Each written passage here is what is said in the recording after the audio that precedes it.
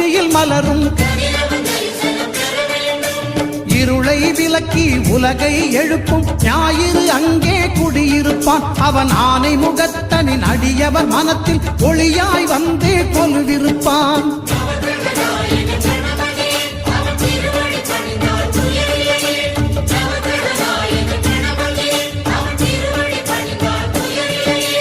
ஒன்பது கோளும் ஒன்றாய் காண